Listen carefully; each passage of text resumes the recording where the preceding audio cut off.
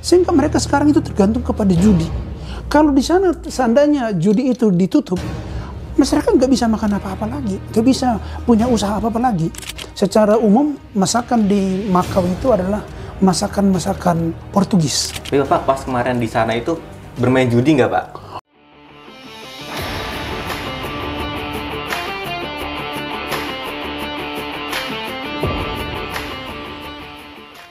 Sahabatku, kembali kita bertemu di channel saya. Beberapa waktu yang lalu, kami bersama tim Master Clinic Indonesia berlibur dan berkeliling sampai ke Makau. Dan setelah kami melihat situasi kondisi di sana, ada beberapa teman saya, dan kali ini menjadi tamu saya, yang mau tahu tentang apa dan bagaimana sebenarnya Makau itu. Dan ini dia tamu saya, juga sahabat saya, namanya adalah Rizal. Ya, baik Pak. Ya? Ya, Pak.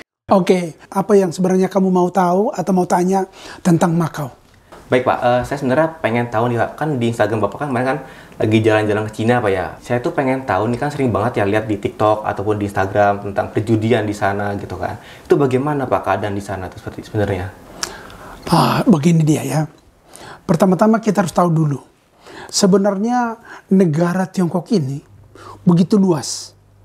Dan ada di sana dua pulau, satu pulau Hong Kong, satu lagi pulau Makau. Ini pulau ini sempat diduduki oleh negara luar. Hong Kong itu dikuasai oleh Inggris dan Makau ini dikuasai oleh Portugis. Ya, tetapi pada tahun 1997 sudah dikembalikan oleh Inggris ke Cina. Kemudian pada 2 tahun kemudian 1999 Makau juga sudah dikembalikan kepada Cina. Kalau kita tahu Pulau Makau ini adalah pulau kota judi yang terbesar di dunia. Ini sebenarnya awalnya begini. Pada zamannya itu pada sekitar abad ke-16 itu Pulau Makau ini adalah persinggahan para pedagang Cina yang dari satu pulau ke pulau lain ataupun habis itu mereka berlibur ke Pulau Makau ini. Karena Pulau Makau ini adalah pulau tempat hiburan, maka di sana orang sering main judi.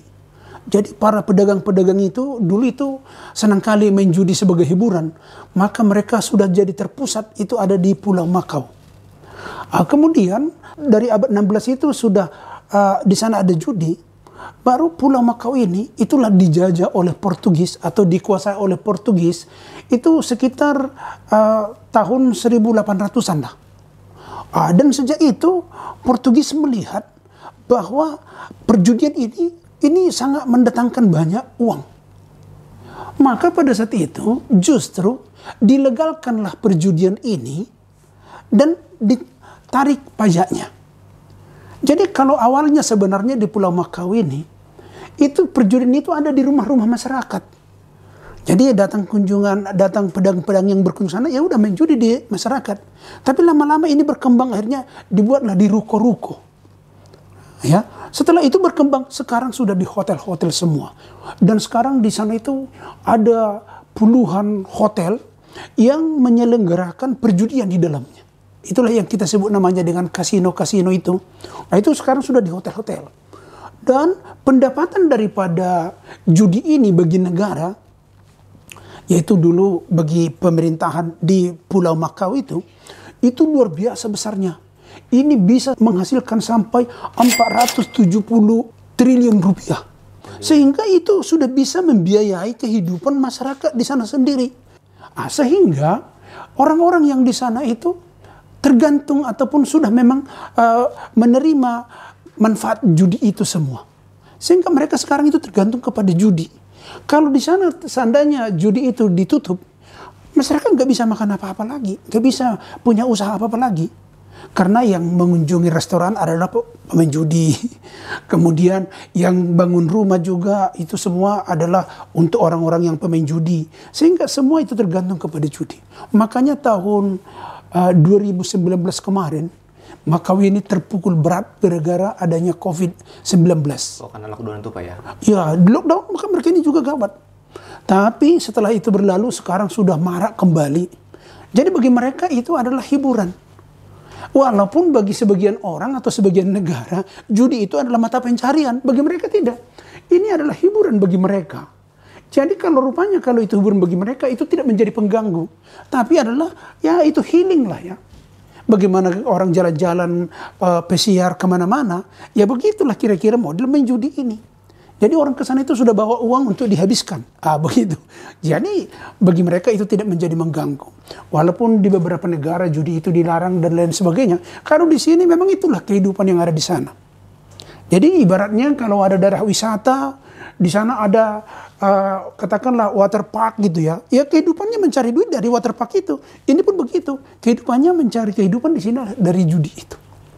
Itulah di sana gambarannya. Dan sampai sekarang setelah Macau ini dikembalikan kepada Cina, pemerintah Cina sendiri pun tidak mengakhiri ini. Justru ini dipelihara begitu sampai sekarang. Makanya kalau ada orang mau main judi ya datang ke sana. Tetapi harus diingat ya, yang namanya judi, yang lawan kita itu adalah mesin. Mesin judi gitu ya. Jangan pernah berharap untuk kita menjadi menang banyak di sana. Inilah kesalahan orang-orang yang main judi mau cari duit. Apa kesalahannya? Dengan menabur modal sekian, dia berharap bisa dapat sekian. Yang gak bisa kalau lawan kita adalah mesin judi atau komputer gitu ya. Kalau manusia mungkin boleh-boleh saja.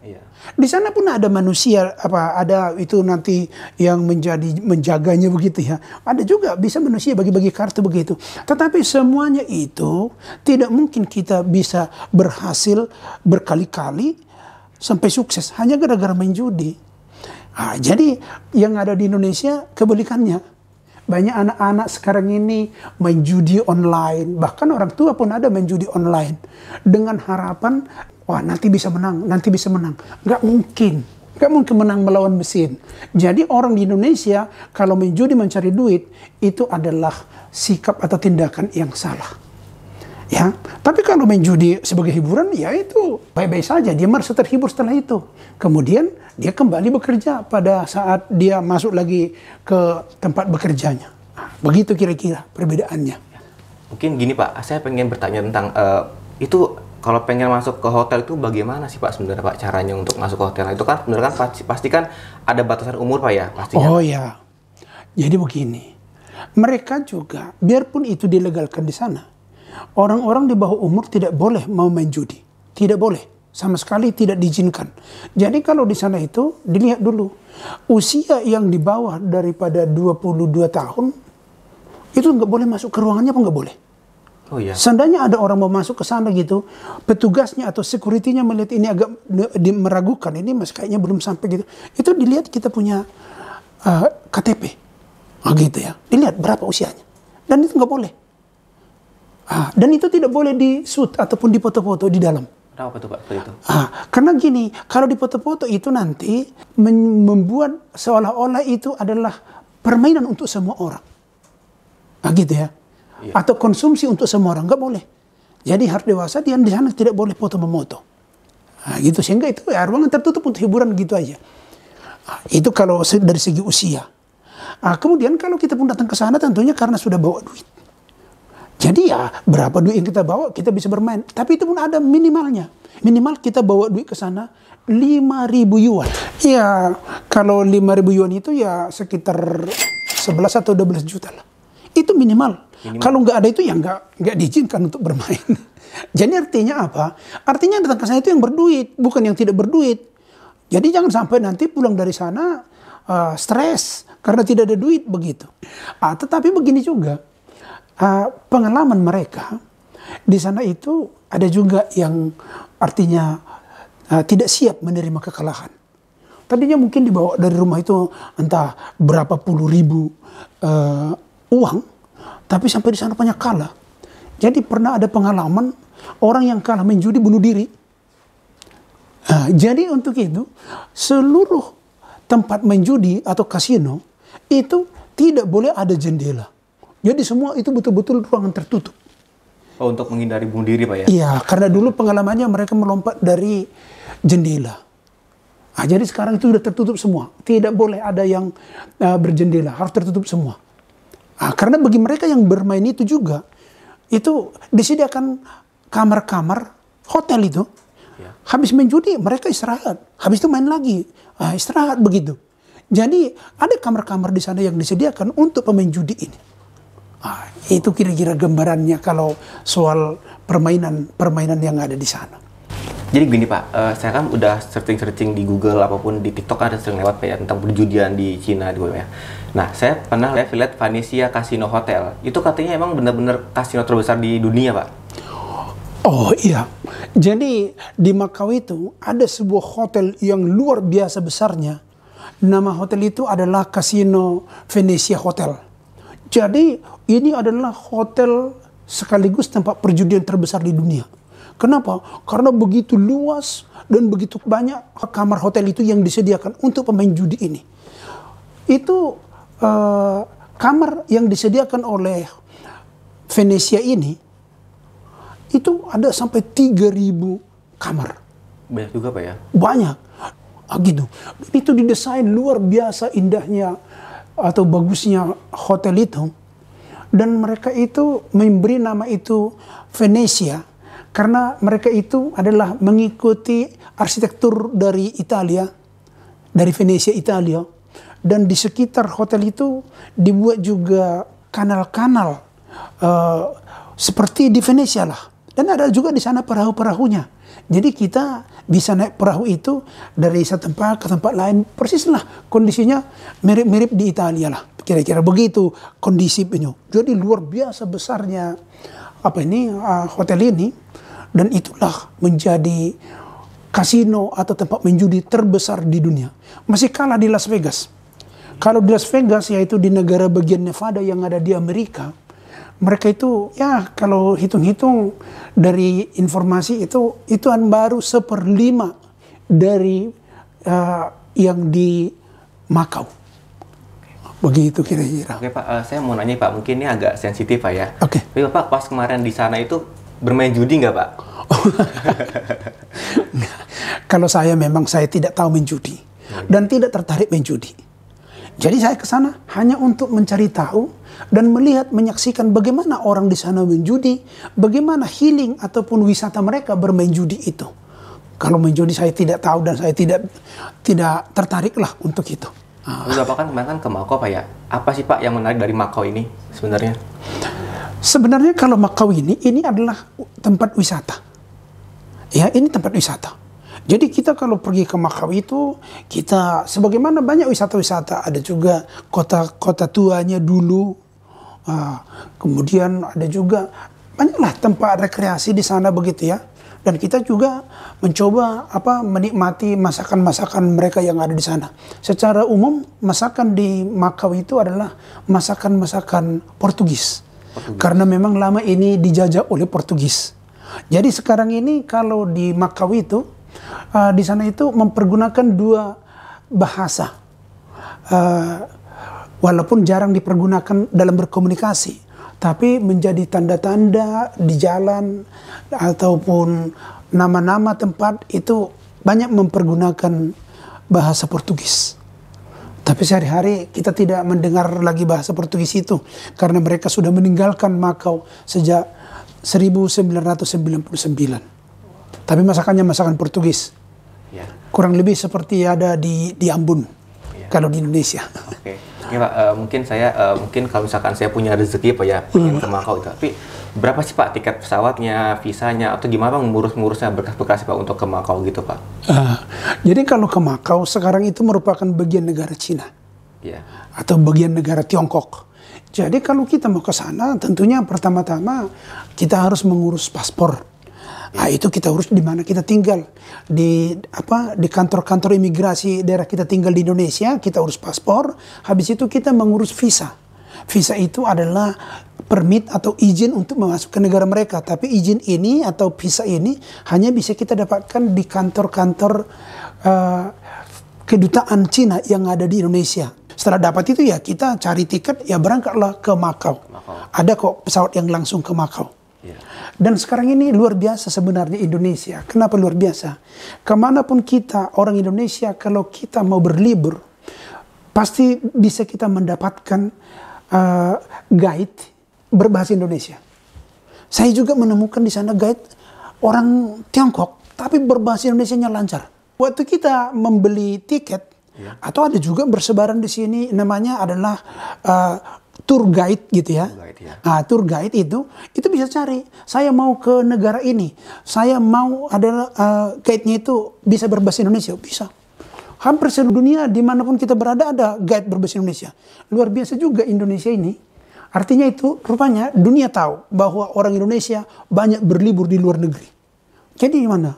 Kalau seandainya kita mau ke Korea, saya juga sudah mengalami. Di sana kita bisa mendapatkan, saya mau tour guide-nya itu berbahasa Indonesia. Berbahasa Indonesia 100%. Kalau ke Vietnam ada juga yang 100%. Hanya saja memang biayanya tentu lebih mahal karena kita membayar tour guide ya. Artinya bayar pribadi lah itu. Berapa dia per hari, itu. Tapi ada di seluruh dunia. Jadi begini ya, secara prinsip kalau kita mau tour ke China, itu bisa kita akses dulu tour guide yang ada di Indonesia. Ya. Sehingga kita mempunyai suatu bayangan bagaimana nanti perjalanan di sana. Dan dari tour guide itu sebenarnya sudah lengkap, nanti kita kuasai semuanya. Dan biasanya mereka merekomendasikan beberapa pilihan. Apakah Bapak mau memilih ini, apakah Bapak mau singgah di hotel ini, atau akan diberikan kepada kita. Itu jauh lebih sederhana. Daripada artinya kita hanya dari katanya ke katanya, konon katanya gitu kan, itu susah. Dan biasanya mereka itu juga punya alternatif. Ada tour guide harga minimalis, ada juga memang harga premium begitu. Jadi tergantung yang mana kita mau begitu. Tetapi ada juga tour sekarang ini namanya tour rombongan. Itu ada juga beberapa travel yang menyediakan tour rombongan. Tapi kita akan rame itu. Misalnya sekali berangkat itu ada 30 orang, 40 orang atau 50 orang. Satu pesawat rame-rame, terus turun nanti di tempat yang sama, menginap di hotel yang sama. Habis itu mengunjungi tempat yang sama, habis itu balik lagi ke hotel dan seterusnya. Cuman kalau tour yang rombongan ini sedikit memang kurang memuaskan. Kenapa kurang memuaskan? Karena kita itu tidak bebas mengakses tempat yang kita senangi begitu. Karena kita 5 menit lagi, wah kita harus siap-siap gitu. Apalagi rombongan itu kita ketinggalan, wah repot sekali tuh. Jadi boleh dibilang kayaknya nggak puas dah kalau kita turis itu atau healing itu, tapi kita ikut rombongan. Tapi bagi sebagian orang ya lebih nyaman itu, walaupun buru-buru semuanya.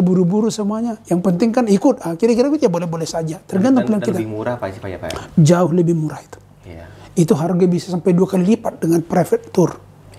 Ya, itu kira-kira kondisi kalau kita mau jalan-jalan ke Macau. Terima kasih Pak ya atas penjelasan. Mungkin ini akan menjadi motivasi saya lah sebagai anak muda pengen ke luar negeri. Itu, Pak. Iya, semangatlah terus.